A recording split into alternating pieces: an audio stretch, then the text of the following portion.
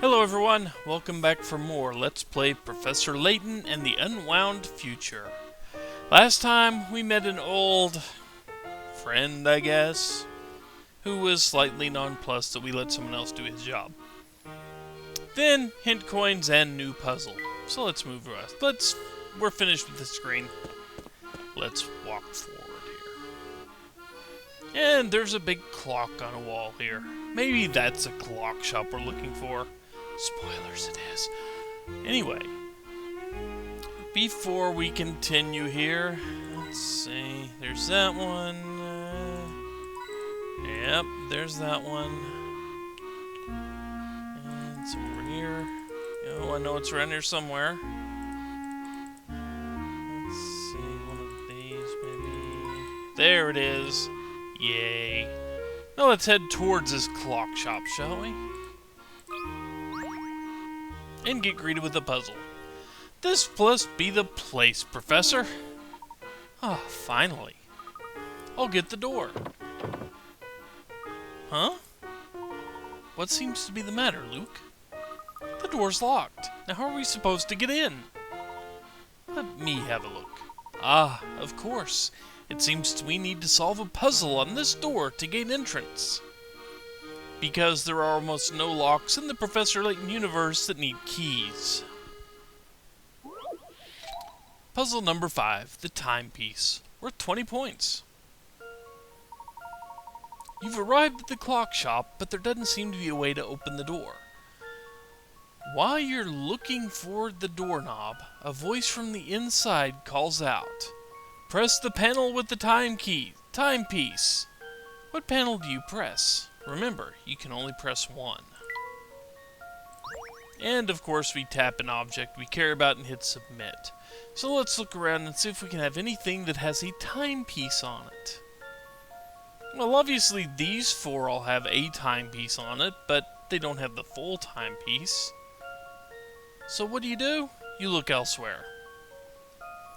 This one doesn't have anything overly recognizable. This one just has some S-shaped thing there. This one has a triangle, maybe the Triforce with a circle around it. In a fish's rib cage or something like that, I don't know.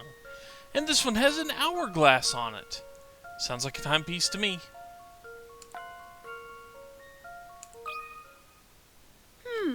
How about this? I knew it! Exactly. If you look closely, you'll see an hourglass on the correct panel. Now look, the door is opening!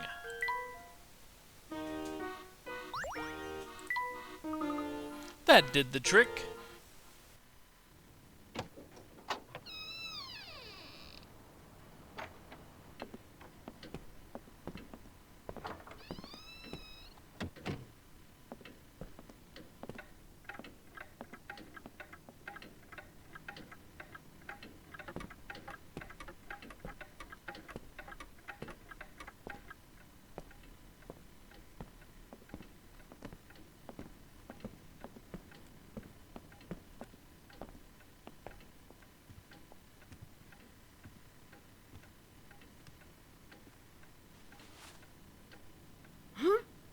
Look, over there! What's this?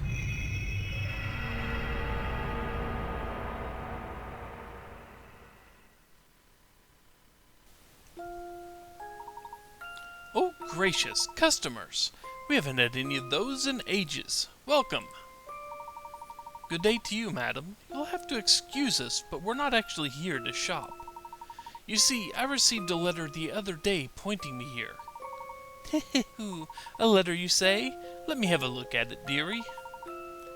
Yes, there's no mistake here. Whoever sent you this wanted you to visit our little shop. So you don't know the person who sent out this letter?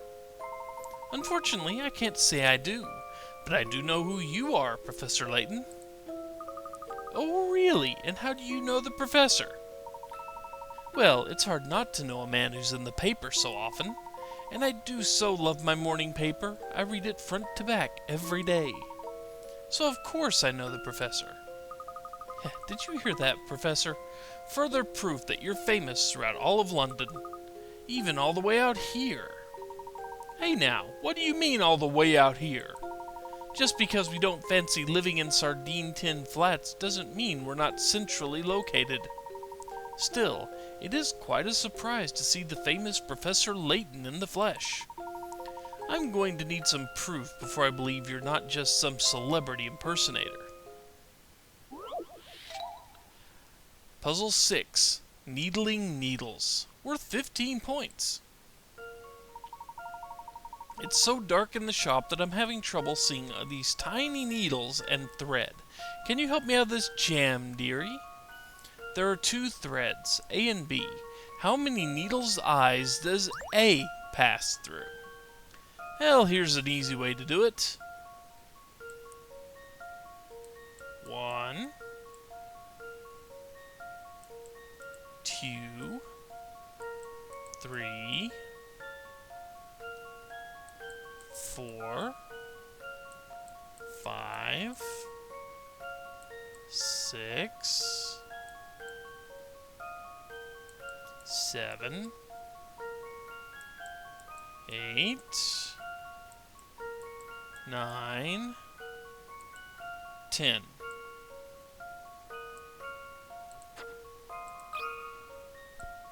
Easy enough. Let's see if I've got this right. Few things satisfy like a puzzle solved. I can think of a few. You got it. Thread A goes through 10 needles. Counting those needles sure is hard work. Unless you have the memo feature. Then it's easy.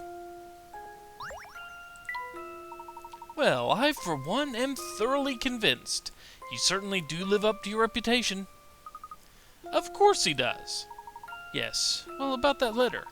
I can't say I've seen it before, but my husband might know something about it. He's out right now, but he should be back any minute. Why not look around the shop while you wait? Well, there's not really much to look at here. And she's just going to keep telling us to look at her, just look around while we wait for her husband. We can leave, but there's no point to leaving. So let's just take a look at the one big item in the room here, and get a puzzle for our efforts. Wow, can you believe this clock? It certainly is impressive. Unfortunately, it doesn't appear to work. Well, there's no shortage of ways to tell the time here. Oh, you just reminded me of a splendid puzzle, Luke. Number 7. What's the time? Worth 15 points. This analog clock fell off a wall and hit the floor so hard that all the numbers popped off. What a mess. The clock also stopped working when it hit the ground, but even without the numbers, you can still tell exactly what time it fell. What time is the clock showing? Don't worry about AM and PM. Well, if you think about it, there's only one time of day that the clock will actually look like this. And that would be 6 o'clock. With the hand, 6 o'clock on the dot, with the hour hand pointed towards the 6, or the hour hand pointed towards the 6, and the minute hand pointed towards the 12.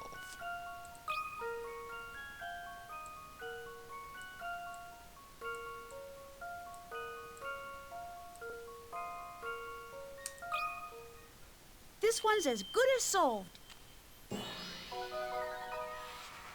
Phew, that's a relief. Handy! Once you notice exactly where the hour hand is pointing, the rest is pretty easy.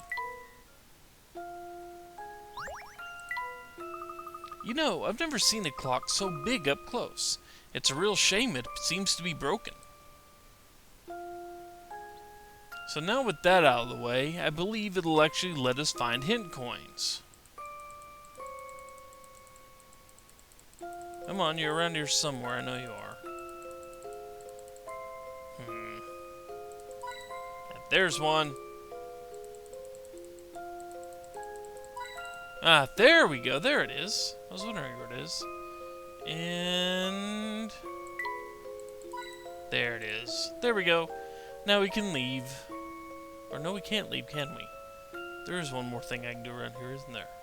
Nope, this is it. This is it. Well, let's see here. More hint coins here. There's one. And here? Yep. And if I'm not mistaken... Nope, that's a puzzle. Yes, and they're all extremely well made. I clicked through another one, didn't I? Well, whoever built them must be tremendously talented. Really? How can you tell that just by looking at them? Ho ho ho! One gains an eye for these things with the age, my boy. You know, I have a superb puzzle about clocks that seems particularly apropos. Care to try it? You bet I would, Professor. Number 8, the odd clock, worth 15 points. Here is a numberless clock that some prankster has rotated an unknown amount. The clock is still running normally though, and each colored circle on its face represents an hour. Even without the numbers, you can still tell what time it is. Write down the exact hour. It doesn't matter whether it's AM or PM, but your answer should be in the form of XX o'clock. Gee, this looks remarkably familiar, doesn't it? With it rotated like that, there's only 1 hour it could be. This one's as good as solved. Phew, that's a relief. Okay. Nicely done. Yes, the hour is 12 o'clock. The only time the hour and minute hands would overlap on a clock like this is 12 o'clock, though it's impossible to tell if it's noon or midnight, unless you look out the window. Spot on, Luke. Good work. And let's see... There's the last hint coin I was looking for. I need better notes. So anyway, let's keep going, shall we?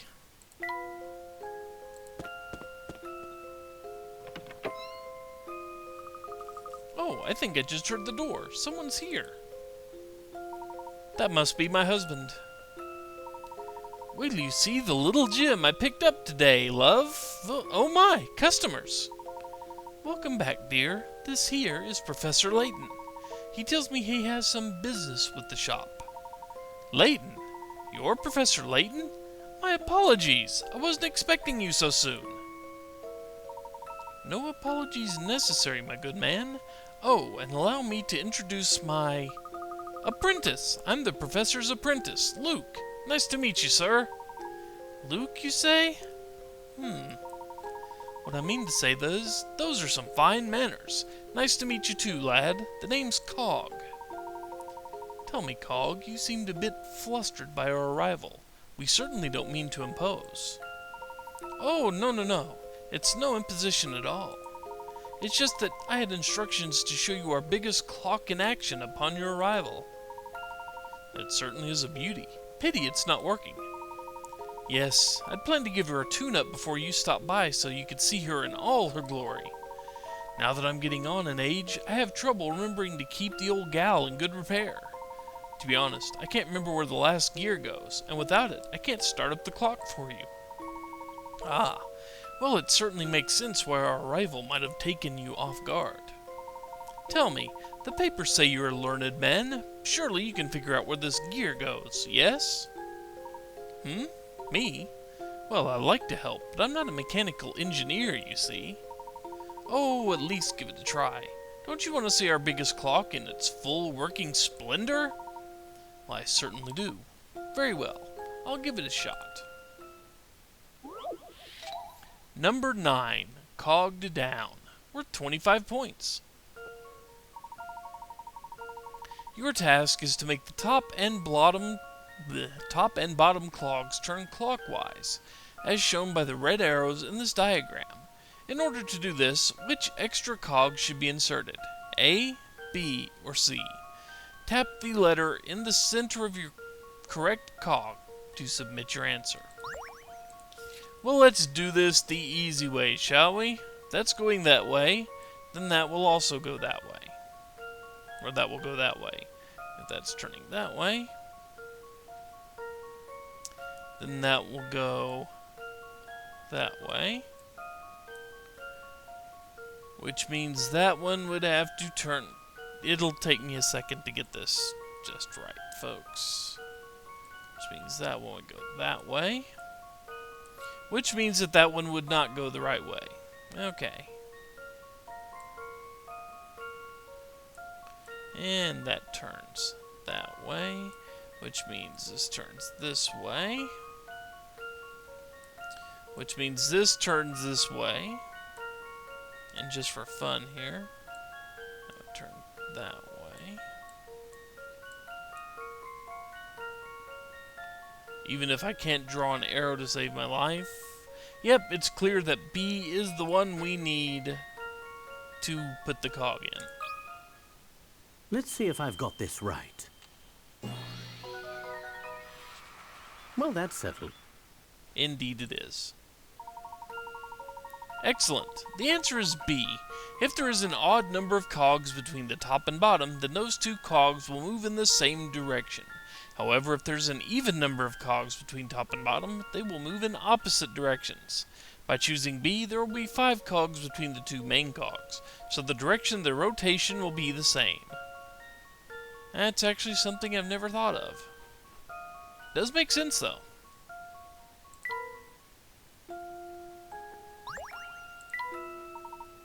That did the trick. You stay right there. I'll go start her up.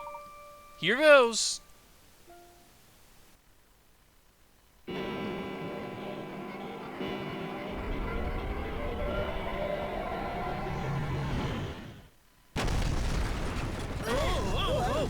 Are you all right, Luke? Yes, but that was quite a shake. Huh?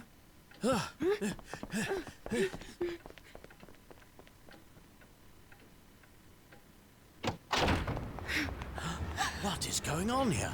And just where in the world are we?